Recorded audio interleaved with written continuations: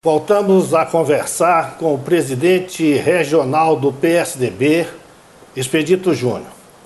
Expedito, você no primeiro bloco falou da sua trajetória, que já é longa. Você chegou um jovem aqui de 18 anos e, como disse, não pretendia adentrar nesse caminho da política, mas foi instado a isso, certamente pelos bons serviços prestados à sua comunidade. Tanto que foi eleito com o maior número de votos para vereador. E concluímos a nossa conversa você falando da situação que, de certo modo, o atormenta, porque a gente sabe que uma questão dessa, principalmente, mesmo que se dê, digamos assim, que se aceite, que se respeite as decisões judiciais, mas a gente, quando não tem culpa, dói bastante, não é? E isso, logicamente, vem pagando um preço alto disso, como um estigma de qualquer coisa do adversário, é isso, é isso, é isso. E eu vou aproveitar para dizer algo que precisa ser dito ao povo de Rondônia. Nós estamos precisando, não só Rondônia, mas o Brasil, de estadistas, de pessoas, de homens públicos dispostos ao enfrentamento, a defender as instituições, a expor até os seus interesses, o que é difícil, porque todo mundo sabe disso e todo mundo, às vezes, quer ser um estadista. Mas é difícil ele ser estadista e ganhar uma eleição. Então, sempre temos falado aqui que o sistema é adverso, que o sistema conspira contra os bons resultados, que o sistema conspira, fecha as portas para que esse país saia da mediocridade que vive há séculos. Então, eu queria saber a sua opinião, como político experiente, dessa questão das dificuldades que, às vezes, o político tem, e inclusive, em particular, no Poder Executivo, para desenvolver seus projetos, para fazer o que pensa fazer. O pessoal diz muito, que diz que essa cadeira de governador aqui do estado de Rondônia, diz que toda vez que você senta nela, você chega defendendo uma bandeira e depois você modifica tudo, você passa, parece que a valorizar outras coisas que verdadeiramente não fazia parte do seu dia a dia. Eu quero deixar uma coisa bem clara. Eu tenho dito sempre, inclusive, que ficou na nossa mente, acho que as duas últimas administrações. Eu tenho desde a do Teixeira para cá, porque quando o Teixeira era governador, eu era o vereador de Rolim de Moura, o vereador recém-chegado aqui no estado de Rondônia. Mas as duas últimas administrações, a do atual governador e a do ex-governador, eu tenho dito sempre que foram dois exemplos para nós. Uma que era um estilo próprio de quem mandava demais e mandava até, de repente, até onde não deveria mandar, e outra que é do atual governo, que manda, nunca falei que ele não manda nada, eu sempre falo que ele manda pouco.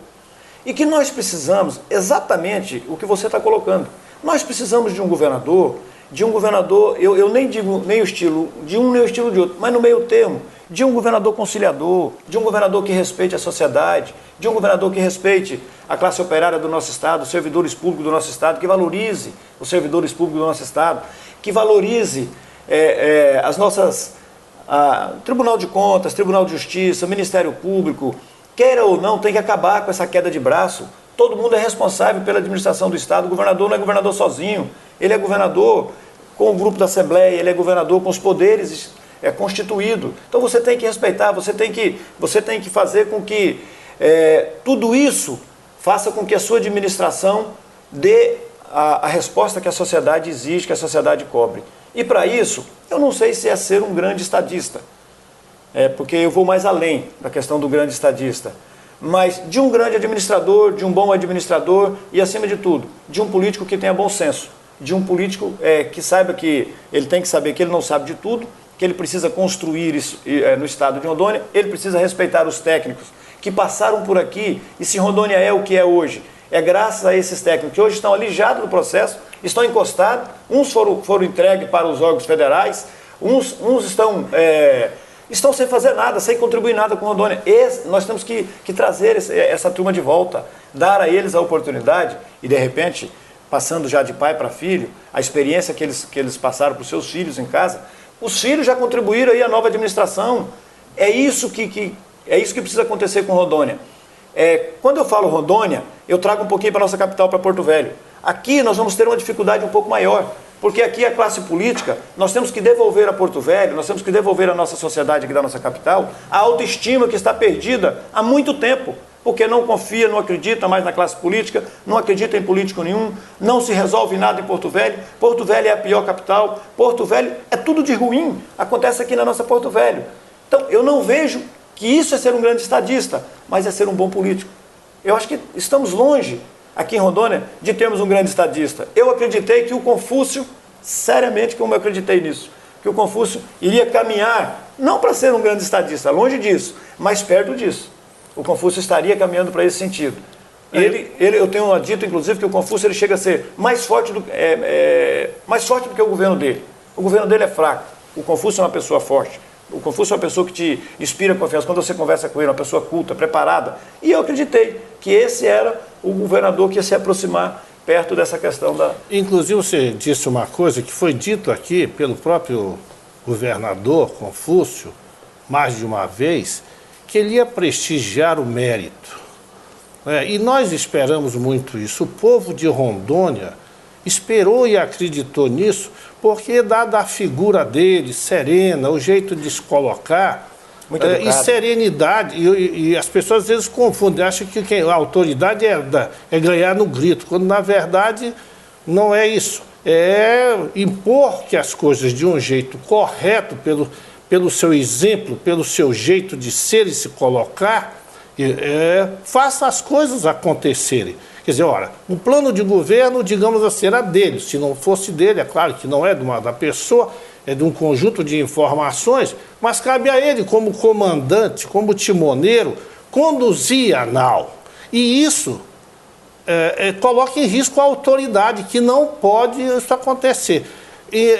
O que se tem, eu gostaria de uma avaliação sucinta sua dos dois governos, dos dois últimos governos, em relação a isso, porque se não houver autoridade na sua expressão maior, num cargo desse, as coisas não andam. E ainda dentro dessa pergunta, por que você acha, que estamos vivenciando inclusive, o governador Confúcio não conseguiu compatibilizar as palavras dele com o que efetivamente aconteceu em seu governo, pelo menos até agora? Nós temos duas coisas. Você está me fazendo duas perguntas. Exatamente. Na verdade, eu entendo que o governador ele não conseguiu colocar em prática tudo aquilo que ele pregou, que ele falava, primeiro porque a sua equipe é muito ruim. Me perdoe, Confúcio, eu já disse isso para ele. Eu falei, governador, a sua equipe é o seguinte, um está dançando shot, outro está dançando valsa, outro está dançando vaneirão. Não há aquele regente, aquela pessoa que conduz a sua equipe. Quando você fala do diferencial dos dois governadores, eu também não vejo o exemplo do ex-governador como um bom exemplo, não. Eu também concordo com você. Eu acho que não é você gritar e dizer que você manda, eu acho que a autoridade não é isso. Eu acho que a autoridade é você ter firmeza, é você ter caráter, é você ter domínio daquilo que você está falando, da maneira como você está conduzindo o seu governo.